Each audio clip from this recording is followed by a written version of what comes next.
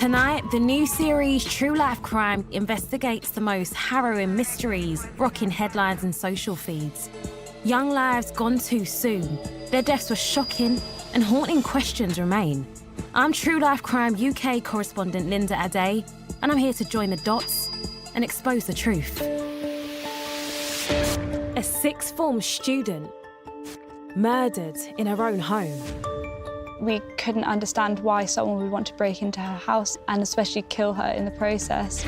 A town in shock and a family in grief. You can never imagine your world will turn upside down and be destroyed in a day. And that's basically what's happened. How a killer tried to send detectives up a blind alley. Ellie's body had been arranged so that her hand was on a knife. And why her savage death serves as a warning and a catalyst for change. We've been pressurising the government ministers to look again at how sentences are given out. It's an issue that affects all young women. It's not just here in the UK, it's absolutely everywhere across the world.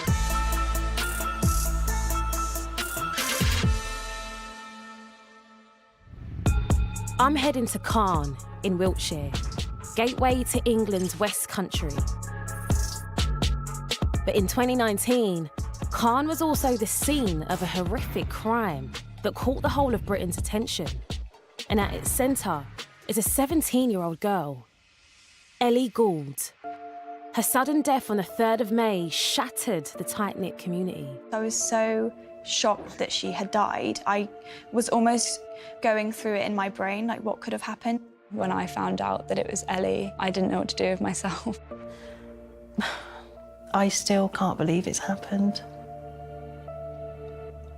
I don't think it ever will. Ellie was found on her kitchen floor with a knife in her neck, just days before she was due to take her A-level mock exams. It's hard to imagine the shock that Ellie's family must have felt that day. They had raised a clever and ambitious young woman, and now, in an instant, it was all gone. I need to know what happened, so I want to find out more about Ellie from her mum, Carol. Carol, thank you for meeting me today. I really want to know a bit more about Ellie. What was she like as a child? Very happy, always giggling. She had a passion for animals.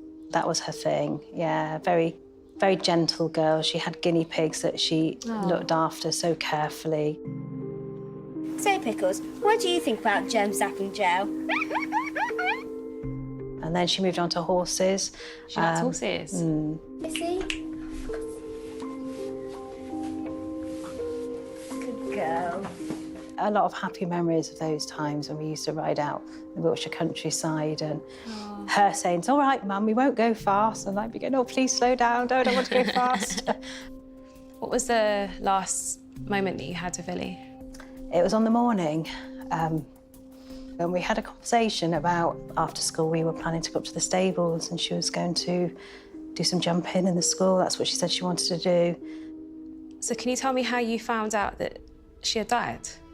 My husband, he just rang me hysterical and said, "Carol, you've got to come home, Ellie's had an accident."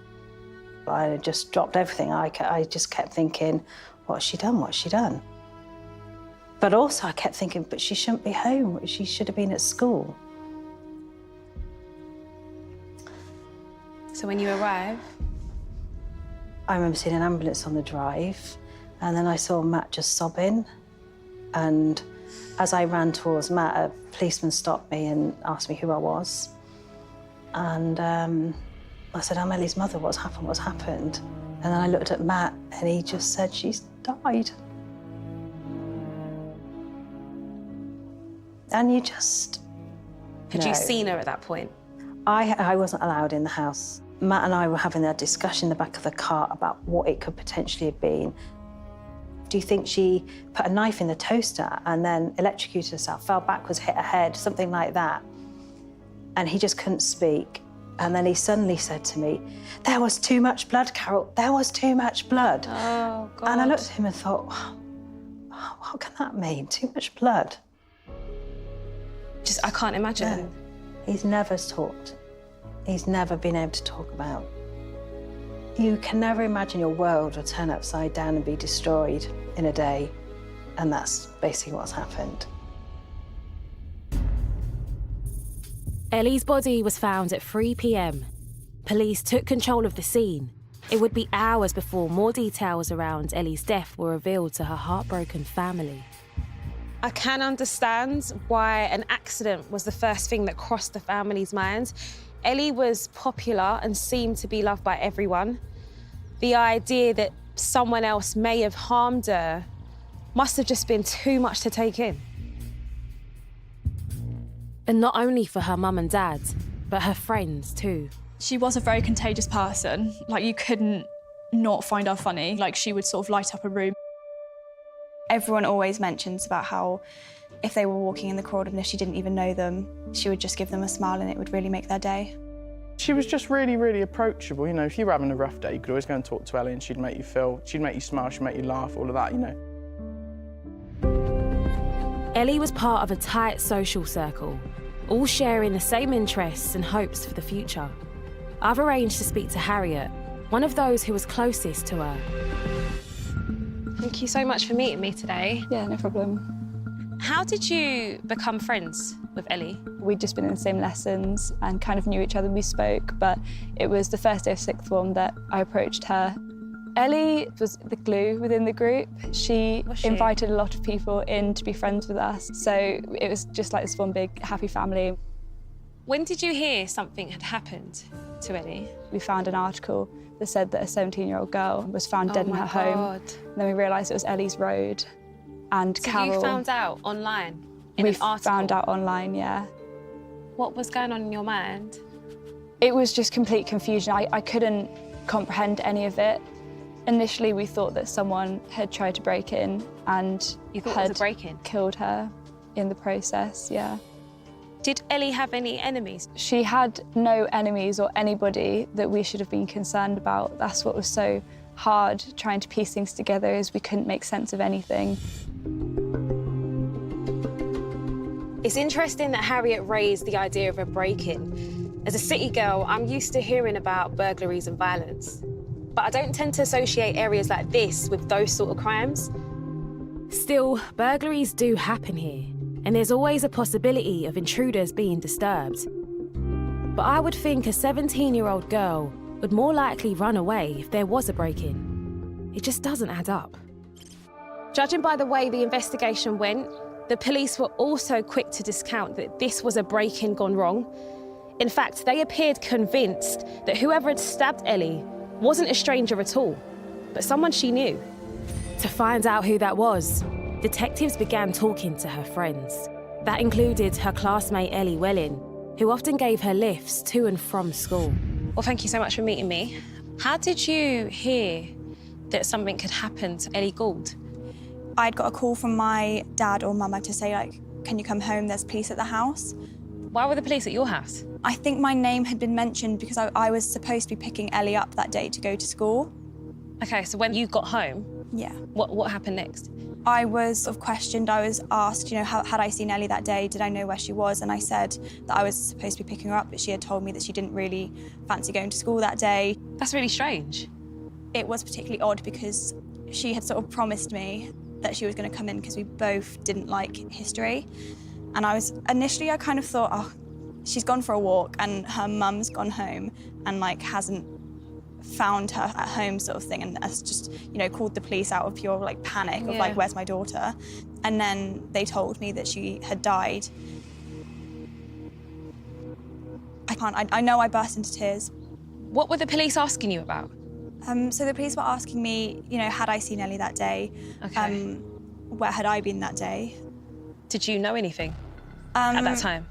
At the time, I hadn't suspected anything. There was a few odd things that had happened during the day, but I wouldn't have put two and two together, and I wouldn't have even mentioned it as something that would have been odd. And they were very interested in one person in particular. But who was this person the police were interested in? And what was their connection to Ellie? A neighbour of the Goulds had seen a young man in a black hoodie arriving at Ellie's house. Well, that's huge.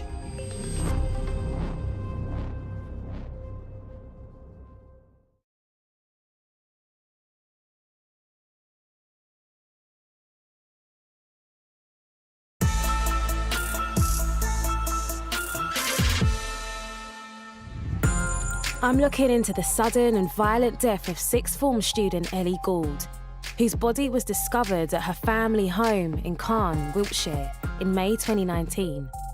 At first, her family and friends suspected an accident, but with multiple knife wounds to her neck, detectives soon concluded otherwise. Karen Bell is a reporter who covered the case from the beginning. Can you talk me through the police investigation? How much did they know in the first few hours? I think it was very clear to the police very quickly what had happened. They could see that this was a murder, not an accident, not a suicide. Straight away? Straight away. A neighbour of the Goulds had seen a young man in a black hoodie arriving at Ellie's house. Well, that's huge. Yeah.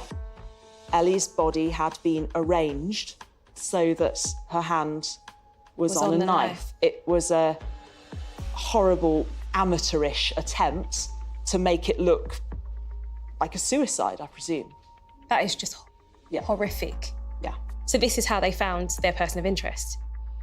The police then say one of the first questions they ask Ellie's parents is, does she have a boyfriend? Whenever there's a domestic homicide of a young woman in particular, a police investigation team will always think about partners, of course, or ex-partners. Yes. Whoever knocked on Ellie's door shortly before she died had to be the prime suspect, and apparently he knew it, which is why he took steps to hide his face so none of the neighbours would recognise him afterwards. Is there any chance a boyfriend could be involved in this innocent 17-year-old's death? I want to investigate Ellie's love life around the time of her killing. I'm meeting another of Ellie's closest school friends, Tilda, to find out more. Hey, Tilda. I know that you were one of Ellie's closest friends. What was your friendship circle like then at that point? We were just all friends, really. When Tom got with Ellie, that was the only relationship that was going on. And what was that like? He was quite reserved, but once you did engage in conversation with him, he was a nice boy. Can you tell me a bit about their relationship then? What did you make of it as they got quite serious? This was her first really ever proper relationship. You know, he made her smile, he made her laugh. Did anything change in their relationship at all? So when it sort of came to about 2 months in, he was a lot more in the relationship than she was. He was sort of starting to talk about marriage and kids, and she was like, whoa, this is just... talking about marriage? Yeah, she was just a bit taken aback by that. That was sort of a red flag for her, I think. It sounds like Ellie had a strong relationship with her boyfriend, but maybe she felt it was moving too fast. Tom Beach knew Ellie from the time they started secondary school. He's never spoken publicly about her death before, but has agreed to speak to me. Well, thank you for meeting me today, Tom. How would you describe your friendship with Ellie? Basically, we talked a lot. You know, every lunchtime, break time at school we'd go through, we'd always meet. She was just really easy to talk to. I think that's why we kind of grew together. Did you ever meet her boyfriend? I did meet him. Did Ellie tell you about her relationship? I remember her saying a couple of times that he was kind of protective of her. He's protective? Yeah, protective in the way that she wanted to go out. I do remember one example. She wanted to go out one evening to a party, I think, and I knew that there were going to be some other boys at the party, and I know he wasn't very happy about it at all, that she wanted to go. To be honest, I've always thought there was something a bit off about Tom. It didn't feel right the way he was. Certainly not to me. Do you remember anything significant leading up to Ellie's death, like the days leading up to her death? Did anything happen? I certainly remember her saying that her and Tom were going to take a break. So I think she just kind of said to him, actually, I need to get on with my A-levels. Can we just have a break for now? This is quite huge information. I think I need to investigate that a bit further. Detectives confirm Ellie had broken up with Tom on Thursday, the night before she's found dead. They question Tom immediately and find him suspicious. His story is inconsistent. When he matched the description of the hooded figure outside Ellie's house, the police believe they have their man. The arrest of Thomas Griffiths took place a matter of hours after Ellie's body was found, but it was a gamble. By that stage, there was no forensic evidence linking him to the crime, and he himself was denying any involvement. For Ellie's friends already reeling from the news of her death, the arrest was yet another shock. I looked on Instagram and I looked at the DMs and someone had sent, "Has anybody heard from Tom? There's police cars outside his house." And I just remember thinking, what? Like, how? Why? Like, who would murder such an innocent, amazing girl? I just thought they've got the wrong person. He would never do anything like that. We thought we knew him and we thought that he wasn't capable of doing something like this. But others who'd known Griffiths for longer speak of a more complex character who showed a side few others had seen. I've come to meet Hugo. He was good friends with Ellie and Tom and became close to Tom after they began playing rugby together. Hugo, thank you so much for meeting me today. How would you describe Tom? I knew Tom sort of from about age of 5, so I went to primary school with Tom. Everyone sort of wanted to be mates with Tom. What was your friendship like? In primary school, we didn't really get on. There was sort of a lot of bullying that went on, so Tom was quite a manipulative character in primary school. There's a story that my mum tells me, and Tom used to just sort of grab rocks and encourage other people to like throw them out onto the road. Oh my God. And then he'd sort of stand back after a while and watch us all throwing the rocks and wait until sort of a teacher come over and get sort of a bit of enjoyment out of sort of us getting a bit of a telling off from it. That's really manipulative. Yeah. So from such a young age as well to get to think like that. Yeah, definitely. So how did things change for you? Did you start to like him? It was good in secondary school. I felt like we could talk to each other about sort of anything, which was quite good to sort of have as lads. And then it was definitely good. He sort of got me into rugby. Was there anything about him on the pitch? Did you see a different side of him? I mean, sometimes he could have got quite aggressive towards players, but then again, it's sort of I feel like that's quite a normal thing for rugby players to do, is sort of switch up and have sort of their own little mindset. He got quite aggressive. Yeah, so he could have. I feel like sometimes everyone gets a little bit wound up and aggressive, but he was definitely very short-tempered, to say the least. We now know that Griffiths could be bullying and aggressive. He had a short temper, and Ellie had just ended their relationship. That's a worrying cocktail, but not enough to prove guilt. But this was a fast-moving case, and more evidence was building up. The shocking truth of what happened to Ellie Gould that day would soon emerge. So they search in a 9-minute radius, find a bag of blood-stained clothes on a footpath through woodland.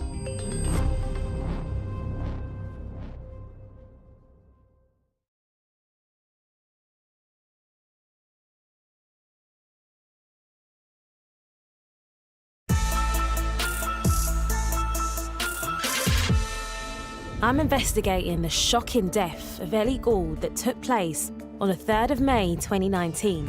At 3 p.m, 17-year-old Ellie Gould is found stabbed to death on her kitchen floor. By 6 p.m, detectives have arrested her former boyfriend Tom Griffiths on suspicion of murder.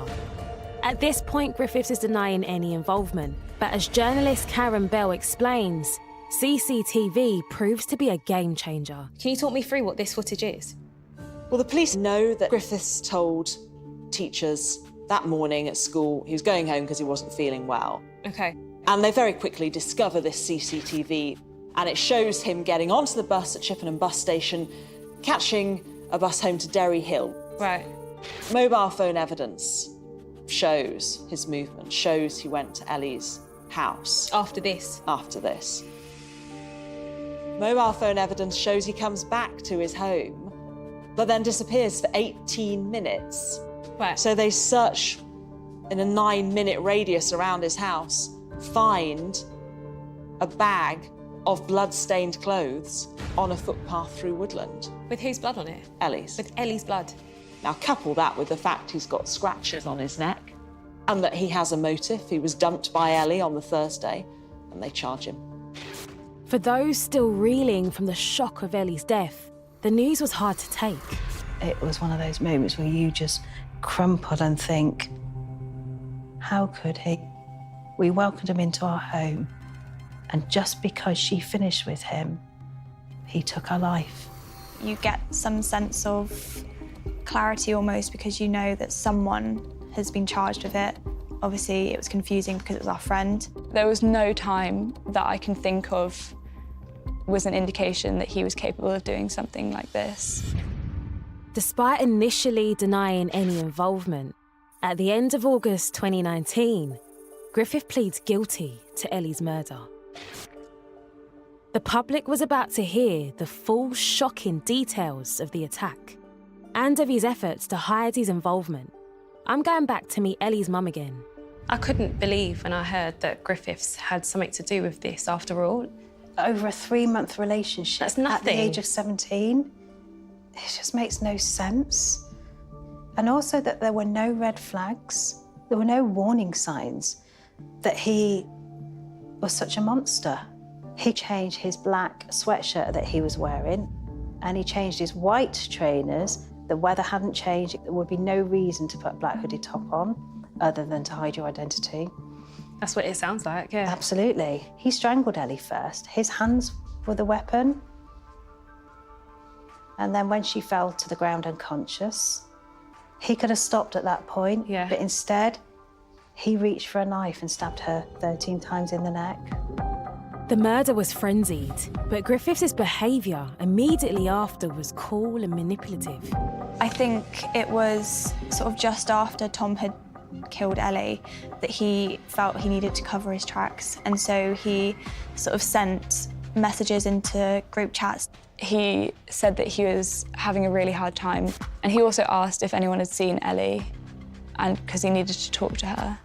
One of the pictures it was from his neck up, and you could see the scratches all over his neck. The marks on Tom's neck that were supposedly self-harm were from Ellie trying to escape Tom from strangling her. When the time came for sentencing, Griffiths' lawyer read out a letter on his behalf. Did he apologise? He said, "I'm sorry for the pain that it's caused. I hope one day I can explain myself." That, to me, is not holding your hands up and saying, "I am so sorry for what I did," and just saying that I don't know what I did, until she was dead on the kitchen floor. Jeez. But he came around very quickly, didn't he, when he had to cover up his tracks. He washed the knife to get his DNA off it, and then he put Ellie's hand on the knife and reinserted it into her neck. Oh my God. Then he washed his shoes in the sink. I can't believe the extent that he went to cover up what he had done. The depraved lengths Griffiths would go to would make a lasting impact. Ellie Welling had received a text from Ellie Gould not to pick her up that morning on their usual route into school. One of the messages that Ellie had sent to me was probably not from Ellie. Timings-wise, she wouldn't have been alive. He used Ellie's fingerprint to get onto her phone to stop me from coming. If I had went, what could I have done? Whether,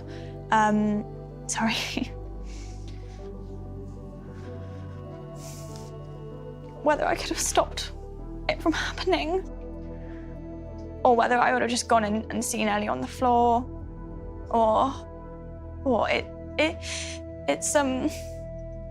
sorry.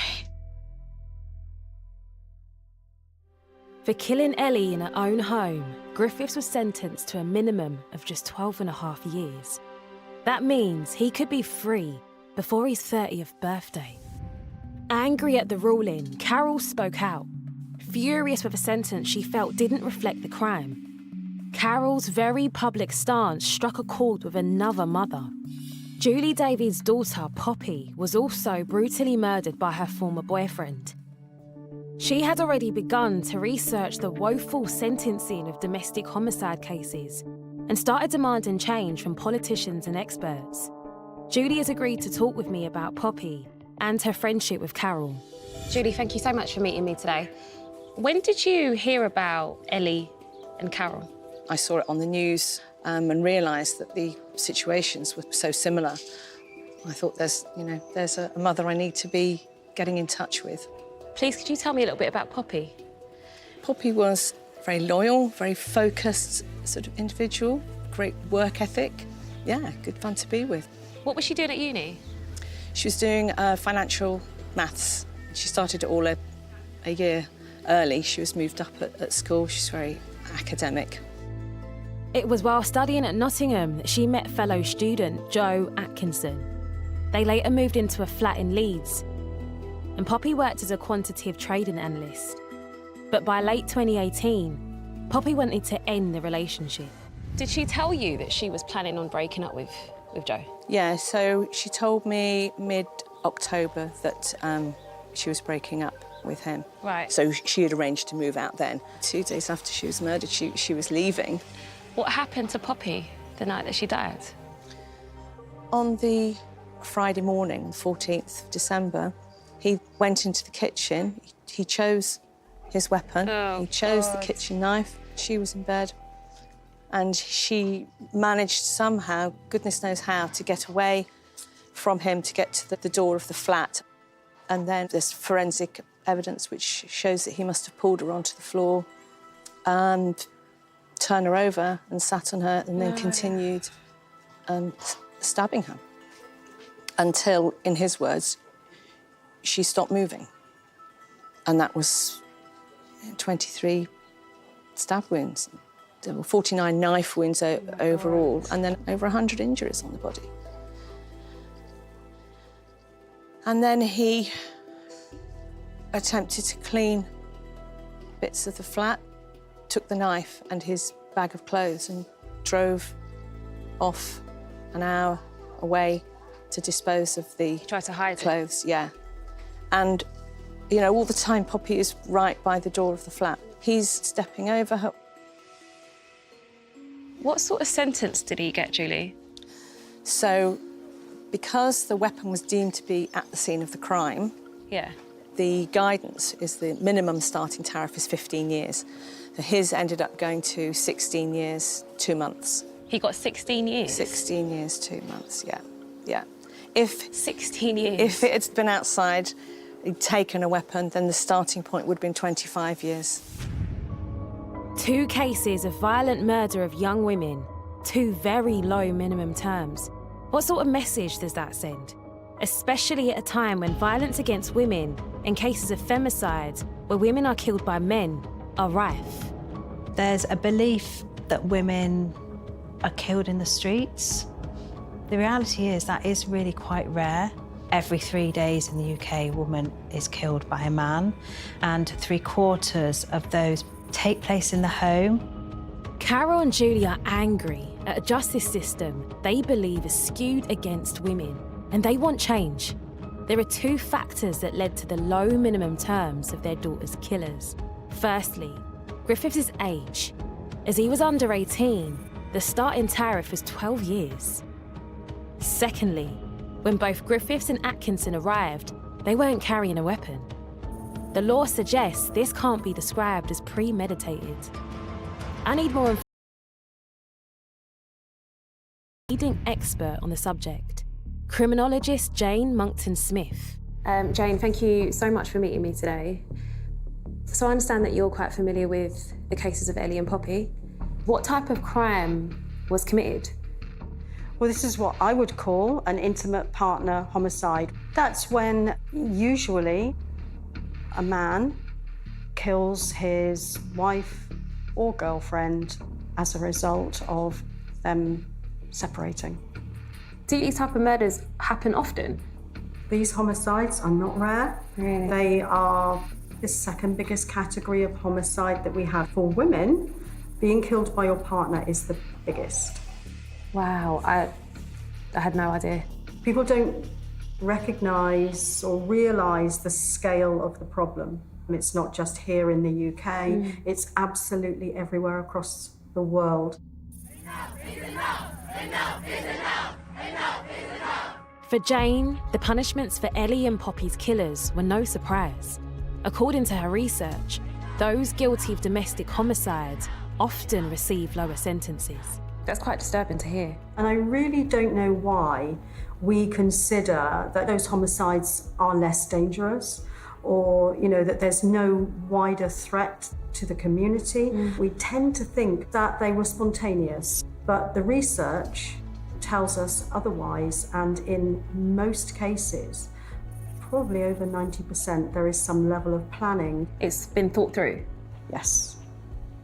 We've got to get away from the spontaneous crime of passion explanation. that word passion really dilutes how serious the crime is. It mixes it up with high emotion, but there's the other meaning of passion, you know, and together, and you've got all of the excuses that you need for this person. Exactly. Yeah. Making excuses for men to be violent. Like that really resonates with me. Scary. It is, you know, and if we continue to make excuses for their violence, they feel justified using the violence.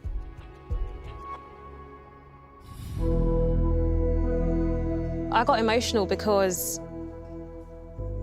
I think up until that moment, talking to Jane, I didn't realise that the biggest risk to our safety as women is being killed by someone that you've loved. That's so scary to think about. Like Ellie and Poppy could have been anyone, it could have been me. It feels like we all need to be rallying behind Julie and Carol and fighting for the same changes. But how much are those in power really listening? We've been pressurising the government ministers to look again at how sentences are given out.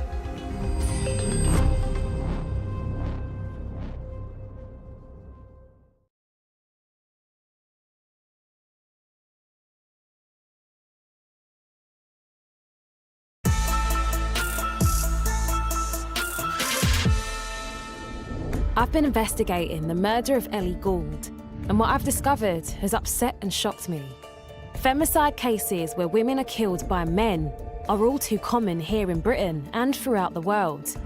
Poppy Davy Waterhouse was also murdered by an ex-boyfriend following a breakup. Now their mothers have joined forces, campaigning to change laws and achieve justice for victims. Carol and Julie hope to change sentencing laws for murder in two ways. First, the age of the offender, and second, the weapon present in the home. Nice to see you both again. How far has your campaign taken you? We've got as far as we have another meeting with Robert Buckland, the Lord Chancellor. Do you feel quite positive that change will come after this meeting? He said that he is going to change things. I don't know quite what that's going to mean. He is talking to a variety of people. My fear is that he won't make the giant leap from 15 to 25 years. If he's going to make any legislative changes, they may come in on the Victims Bill. Fortunately, they won't make the Police Crime and Sentencing Bill, which will conclude at the end of this year. What does the new Police Crime and Sentencing Bill involve? Well, there's only a small part that really applies to us, and that is the sliding scale when it comes to youth sentencing for murder. Under the new proposed tariff, Thomas Griffith's minimum term, which currently starts at 12 years for all under 18s, would start at 14 years, just a 2-year increase. Those who commit similar crimes, where the weapon has not been brought to the scene and are younger, would actually see their minimum terms decrease. To me, that just goes to show that they don't really take domestic homicides seriously and violence against women and girls seriously, because if they did, they wouldn't be lowering the sentencing. Jeez. What happens to sentencing when a murder weapon is already present remains to be seen. One politician who has given Carol and Julie her support is Jess Phillips. Keely McGrath, Poppy Davy Waterhouse, Lana Owen. The Labour MP has campaigned on domestic homicide and reads a list of more than 100 femicide victims every year, including Carol and Julie's own daughters. Emma Folds, Lauren Griffiths, Ellie Gould. Today, I've come to her constituency in Birmingham. Hey Jess, thank you for making time for me. Carol and Julie have told me that you've been helping them out quite a bit with their campaign. Can you tell me what that's involved and how it's gone? To look again at how sentences are given out and why in our country there is essentially a disparity between stranger murder or murder out in the public realm, and when people are murdered in their own homes. Why is it so important to get the sentencing right? First and foremost, that is what our British justice system should be. But also, there is a fundamental public interest here, because I have handled cases where the perpetrator might be young. People are coming out of prison within 6 years, sometimes less even. I'm afraid to say that there are people behind bars in our country who have killed more than one woman, have come out of prison and re-offended. That was really hard to hear. You know, you spoke about the system not taking violence against women seriously. Yeah. Does society see it like that too? Do we take it seriously? I have to say, society has moved much, much faster than the system. So at the moment, there is not necessarily a minimum sentence that can be handed out. I would say in the trajectory in the same decade of the way that the public feel about violence against women and girls has massively improved. Is the current system outdated? I mean, without question, the current system is a system that was designed by men, for men, is administered largely by men. That's crazy when you put it like that. It really is. Carol and Julie are determined to make a difference, and they're not alone in seeking change. After Ellie's death, her friends launched a petition online to start self-defence classes in schools. It gained over 18,000 signatures. It was raised in Parliament, but the idea was rejected. I'm back in Wiltshire to see Ellie's friends again to speak to them about their campaign. Scene 6, take 2, action. Right, I'm off. See you soon. Hey, Hanson. What are you doing here? What are you at my house for? Just be more careful, yeah? Hi, Harriet. Hi, Ellie. How are you doing today? Good, thank you. Yeah. This looks really interesting. What's going on here? So after Ellie died, we started our petition. However, we sort of had to take a step back and think, OK, they're not going to help. We need to do this ourselves. Wow. We are filming our educational short film for our community interest company, Access Safety CIC. So we are trying to portray unhealthy and healthy relationships young people may encounter. The schools around Wiltshire, and then we aim to obviously get further across the nation with our film. We are also creating pamphlets, worksheets, leaflets for teachers, as we have found that they feel unequipped. Why do you think this is important to do then? For me personally, I feel that the education system that we have at the moment regarding relationships and education is just not quite adequate enough. I think the work that you are describing sounds absolutely incredible. Not only have you lost your friend, but you found the strength to fight for change so that it doesn't happen to anyone else. I think that's so remarkable. Thank you. And just massive respects to you both for that. It's great to see Ellie's friends turning what was such a personal loss into a way to empower a whole community. For them to be so motivated, even though their own authorities offered so little help, is incredibly inspiring. But more widespread change will only come about with the support of the powerful. I requested an interview with the Justice Secretary and was told that that would not be possible due to changes in the law that might happen by the time this programme broadcasts. They provided us with this statement. Poppy Devi Waterhouse and Ellie Gould were brutally murdered, and we fully appreciate the horrific impact of such crimes on victims' families. We are committed to reviewing sentencing for domestic homicides. As part of this review, we are examining the consequences such changes to sentencing could have for victims of domestic abuse. I caught up with Carol after her and Julie's meeting with the Justice Secretary. He announced a review into domestic homicide sentencing, which would involve a QC looking at the data of more than 100 cases. I want to find out what happened.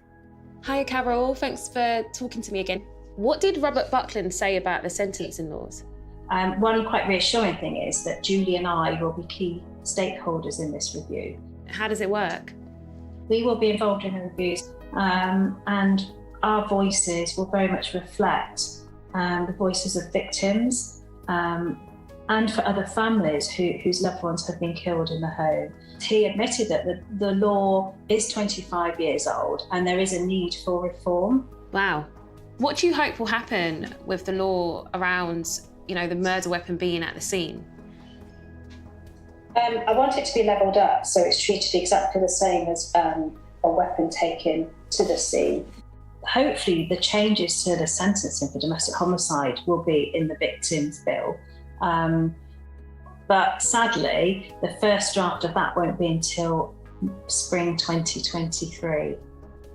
That seems like such a long time. Why are they not pushing this through quickly to send out a strong message that, violence against women and girls will not be tolerated?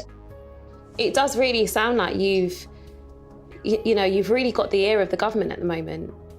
We haven't got to the end of it. We haven't achieved what we set out to do. So until we get to that stage, I don't feel like we've achieved anything.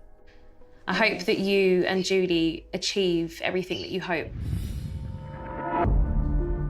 I am so inspired by how these two mums have reacted to such heartbreak where their daughters are brutally murdered by campaigning for changes that will help others.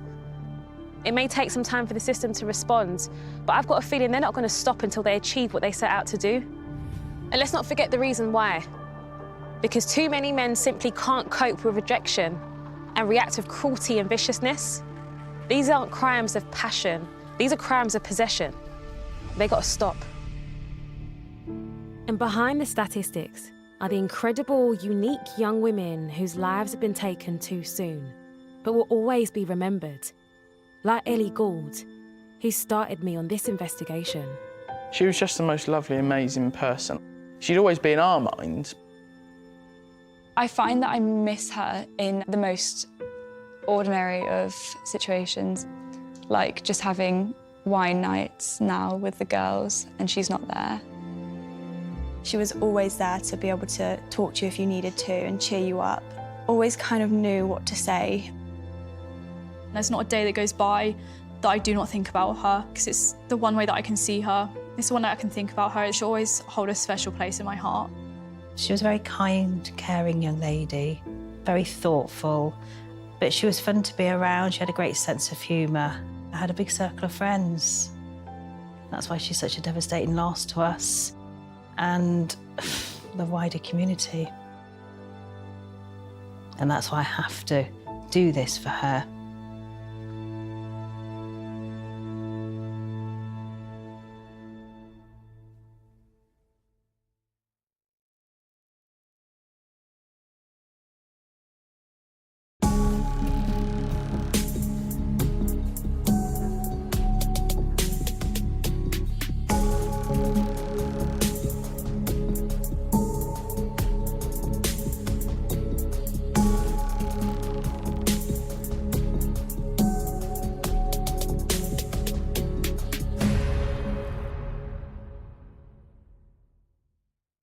If you've been affected by any of the issues mentioned in this programme, please head to our helpline page.